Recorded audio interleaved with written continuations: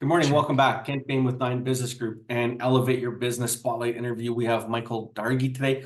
Michael is with Make More Creative.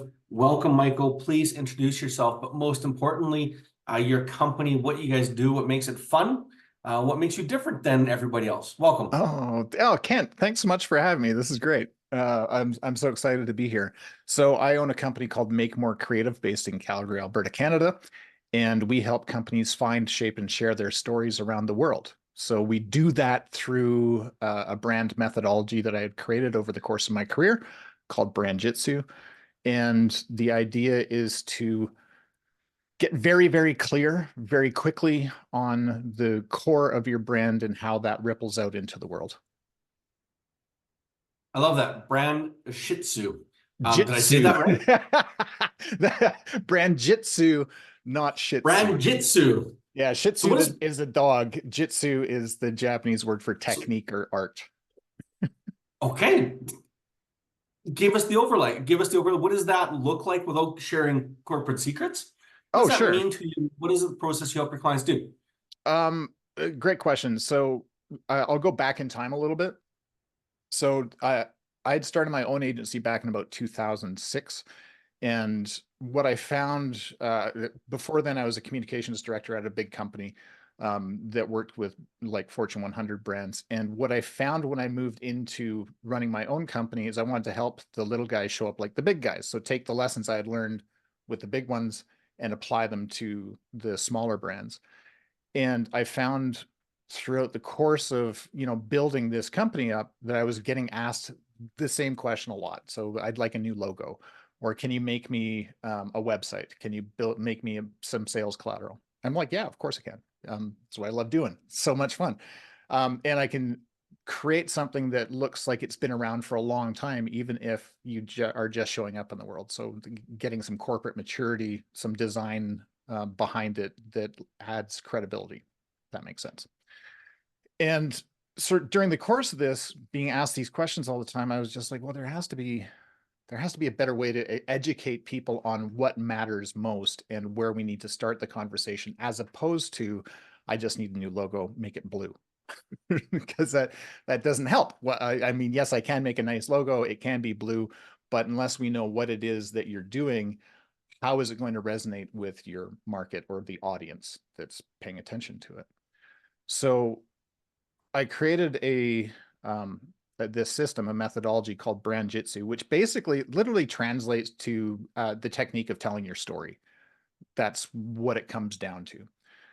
It was predicated, the name is somewhat predicated on the idea that I used to teach Japanese jiu-jitsu, and with Japanese jiu-jitsu, if you can't learn a technique in 3 minutes or less, it will be useless to you in combat. So we would teach the city police and military and security services. And I took that concept and applied it to brand work because I didn't feel that you needed to sit on top of a mountaintop staring at your navel for 6 months to a year to figure out what your brand is. We can actually get clear on it really, really quickly. So that's where the sort of jitsu side comes from. Okay.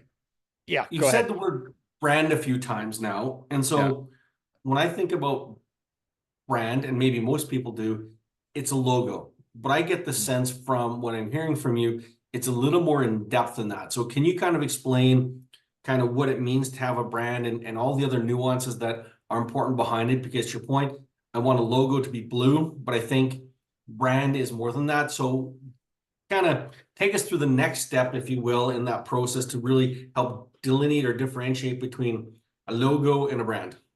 Sure. I suppose the best way to say this, building a brand is not unlike building a person, just differently.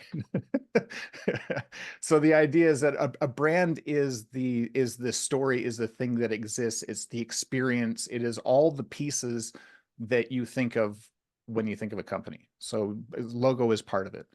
The website is part of it, sure. But this is all, you can call it the outward expression of the brand, the thing that everybody sees. But what's below the surface, or what drives the company, that motivation deep inside, is part of the brand. It's a huge part of the brand, and that's the thing that you have to get to first, is understanding the core of your being, what it is that, what do you do? Why do you do it? Who do you do it for? And why do they care? If you can get to that essence, the very basic DNA of your brand, and then build it from there, then you've got something interesting. Okay. Sounds fancy. Sounds like I need to be $5 or $10 million in sales to actually make this beneficial to me. Given that 90%, 90+% of entrepreneurs never get above $1 million in sales, let alone 2 or 3 employees. At what point, or maybe what industry, is this type of conversation important, or is it important for all? And if so, why?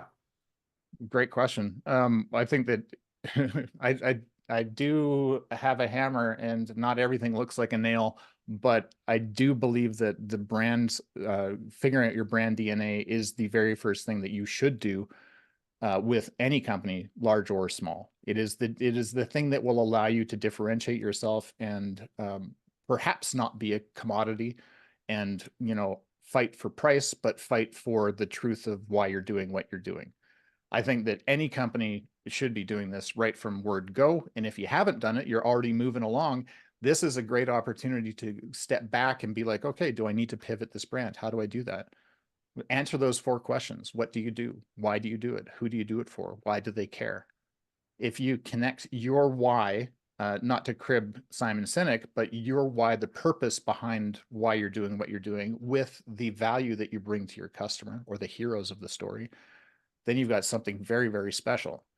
And it doesn't matter whether you're a roofing company or a service company, or you're just starting to sell burgers out of a food truck. Okay, recap it for us. So why we do it, who we do it for. Yeah. What do you do?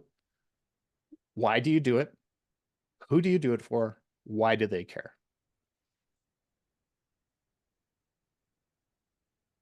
Okay, why do they care? What is a good answer for that? If I'm teaching this to somebody, or I'm sharing it with one of my clients, Mm-hmm. what is important in that step? Because I don't think I've ever heard it put that way before.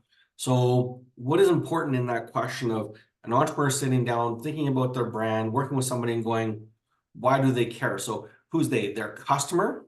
Yeah. Yeah. The best way, I guess, to sort of put this is the customer is the hero of the story. You are there to serve that hero. Doesn't matter what business you're in, you're there to serve your customer. They're on their own journey. You're there to help them take away pain, or make their life better, or give them something that they can't get on their own. So, why you do what you do. So if you're a business coach, for example, there's probably a deep-seated reason why. You're tired of it being broken. You're tired of seeing people suffer and struggle.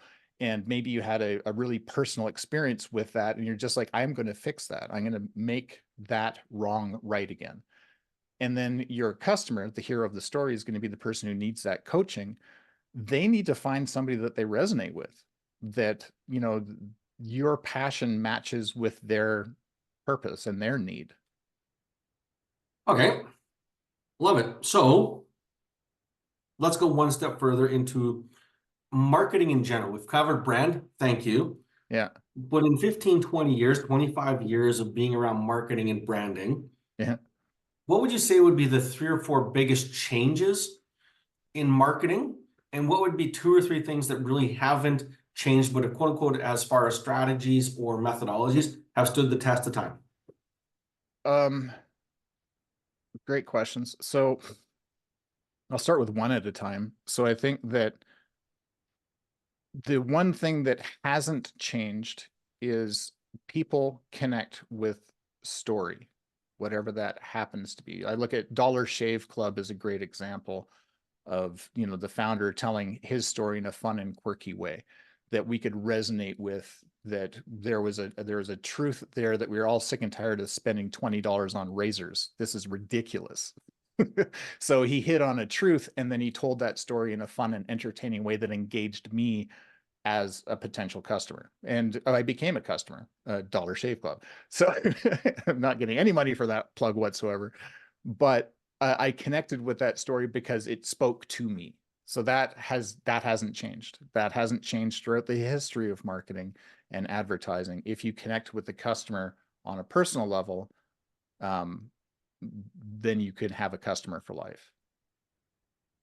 If you talk about yourself all the time, I have the best razors, we have the best razors, our razors are number one, that doesn't bring the customer into the story, and it's just telling me that you think you've got a great razor, but it doesn't connect with me personally. And that hasn't changed. I see that over and over and over again, like ad infinitum in today's market and throughout the history of me working in this industry. Is I see that all the time. We do this, we do that, and I call that Is the that we to you ratio. absolutely? I like the topic, but I want to go back a little bit. Sure.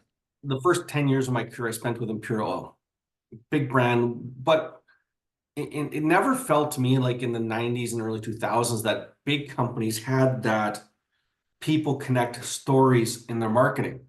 But you think it's been around a long time, or is it just more relevant or prevalent today as some of the bigger companies have figured out that the brand from me to you isn't working?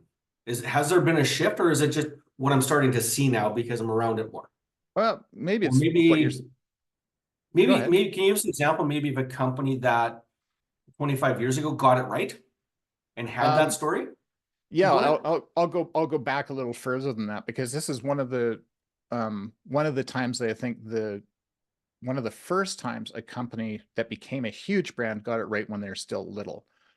And that would be Nike.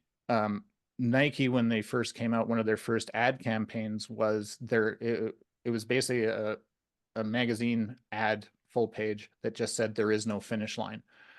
And there was some copy associated with it, but it spoke to the journey of the runner and the experience that a runner has when you hit a certain point.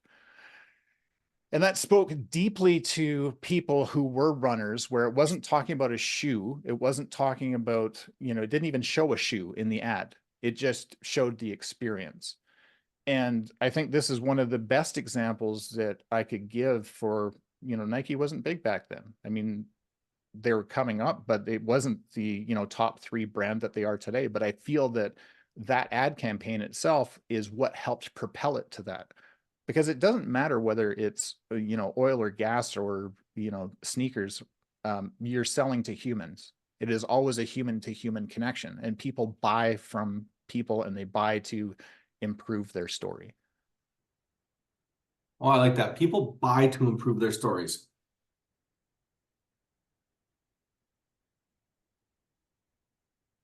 Okay, thank you. You're What welcome. has changed? Have there been changes in the last 20 years that maybe if someone picks up, not that a given book would be wrong, but maybe there's some patterns or trends that if we pick up the wrong book, an entrepreneur's looking to start build their marketing campaign, is kind of like, something from 2015 or 2012 that just is not as relevant or prevalent today as it might have been back then. Um, Gosh, you ask all the great questions, Kent. Um, I, I think that anything that is flavor of the week is tough. Um, the I don't really quite know how to answer that question, to be honest. I think Okay, let's do this. Let's go. yeah. Another marketing person I spoke to about a month and a half ago, kind of suggested that influencers are maybe less important nowadays than they were 7, 8 years ago. That the average citizen is probably going tired of being sold to via influencers.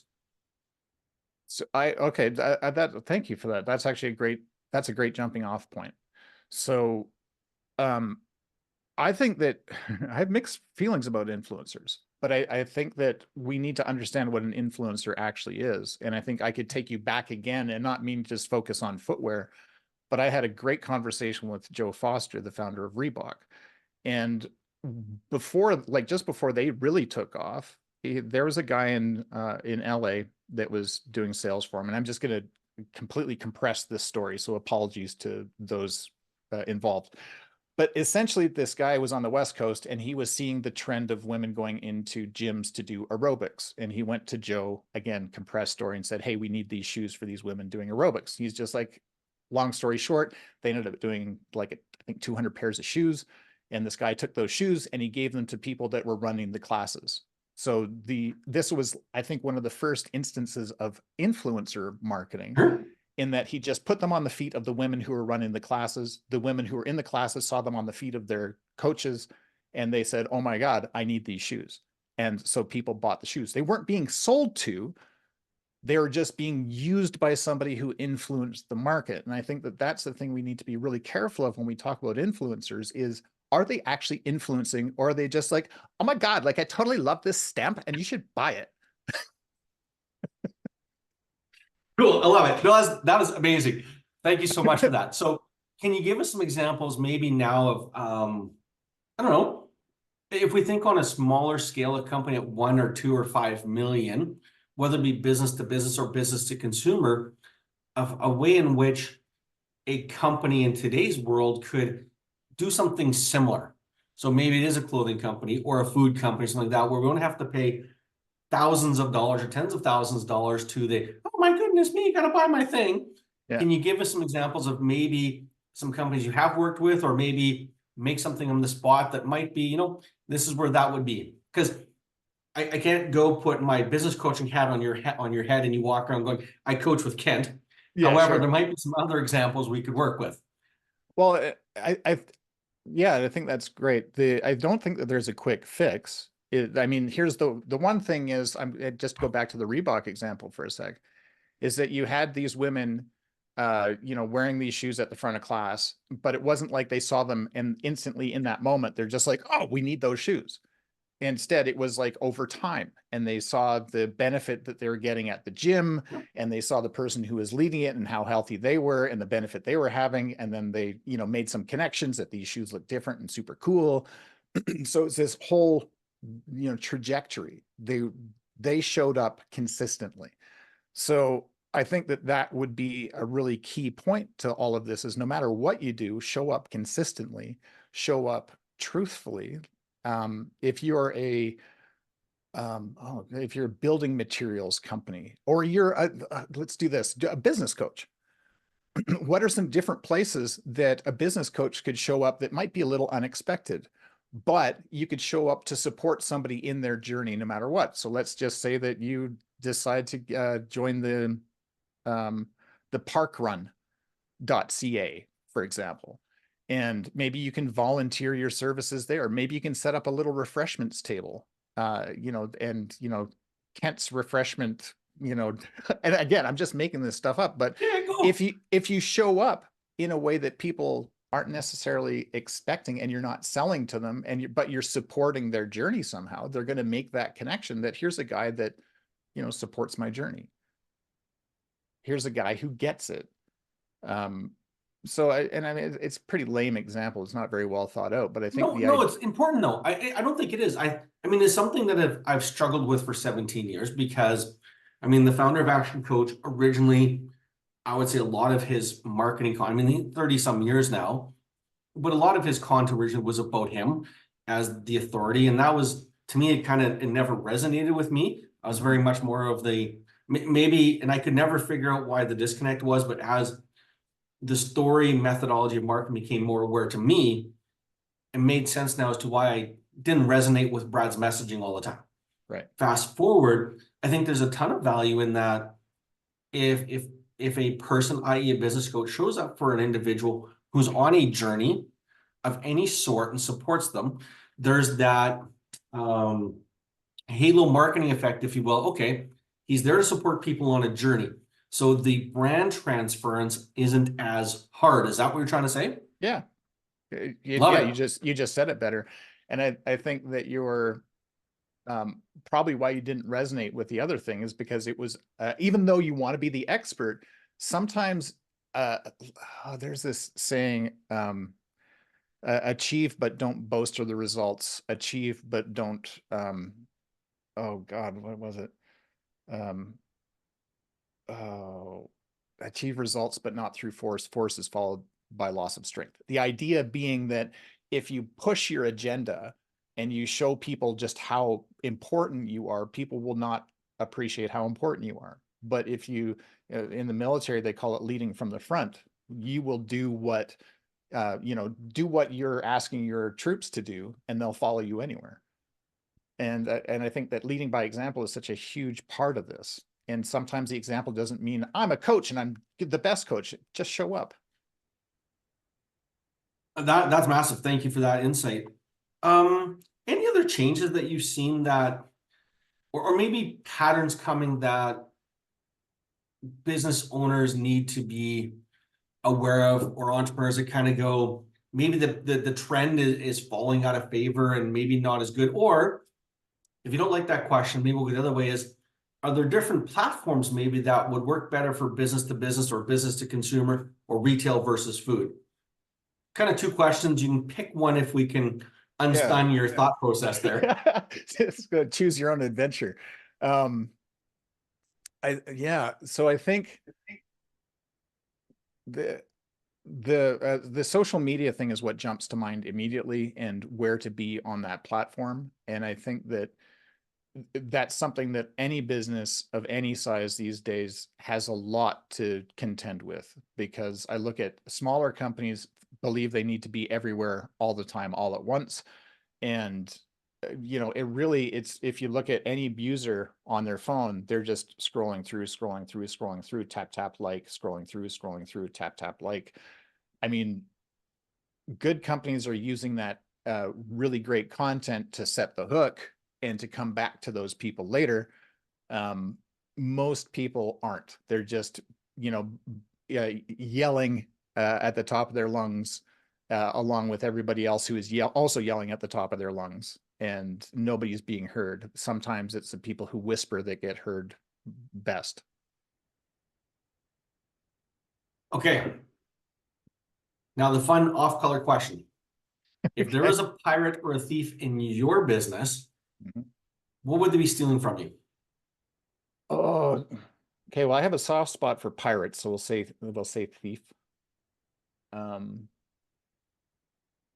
What would they be stealing from me? I don't know. It's a very interesting question, because I don't know that anything can be stolen. I think I'm pretty open and give everything, and people can take it and do what they want, because it's all universal truth. So if anybody was going to steal anything, it would just be the authenticity of, it's not about you. So take that. You can Love it. No, that. that is, I think that's one of the top 5 best answers I've heard. I think it's great. When you look back over 20 some odd years of being in business and in the marketing space, being in business, what is the greatest lesson you've learned that you wish you would have learned sooner? Go back in time and you tell young Michael, hey, dude, don't take 17 years to figure this one out. Get it figured out sooner. It'll change your life. Well, can I still be figuring it out? Yes, please. Hire quicker. I think that would be I would give that advice to younger me, that you don't have to hire somebody just like you. I have a very rare skill set, and it would be impossible to find somebody exactly like me. I should have found somebody that was really good at this particular part of the business early, so that I could not worry about that part and focus on other things. So really, the essence of that is not worry about duplicating yourself, but find other people who are good at something so they can take stuff off your plate, so you can really work in your strength and deliver strongly without being distracted by the other. Yeah, absolutely. And I've never had a problem being the smartest guy in the room, but make sure that you're never the smartest guy in the room. If you're there, you're in the wrong room. Love it. Okay. Now the last most important question is, who should find you and where should they find you, learn more about what you do, for people looking to strengthen, embolden, or modify, update their brand? Who should find you and where do they find you? Oh my gosh. Any small to medium-sized businesses who we help the best. We also help early stage entrepreneurs or people who are about to embark on that adventure. You can find us at makemorecreative.com as the website. I'm also at Calgary Economic Development Trade Accelerator Program regularly as one of their mentors. So I'd recommend strongly, if you're in Calgary area, you know, that's a great service. The Canadian Trade Accelerator Program all across Canada, if you're Canadian, look that up, because you can get involved in that and find mentors like myself. Go to the rebelpodcast.com and listen to other people's stories. Just to give myself a bit of a shameless plug, we're going into season 7 by the time you're listening to this, and we've had some extraordinary guests on, and everybody has got a really cool story about how they got there. And sometimes it's just hearing how other people did it will tweak something. I agree. I think that's the best prize of today's world, is with so much online content being available, but it's polished and finished and sometimes not great. Whereas I think 5 minutes here, 25 minutes there, listening to somebody's authentic story, I think to your point on marketing, it resonates with us. We hear it, we understand it. And I think just that shared learning goes much further than we ever thought possible. So thank you very much for your time. Appreciate it. Yeah, I love the stories. I love the insight, and thanks for having some fun with me this morning. Oh, thanks, Kent. I appreciate you having me. It's been great.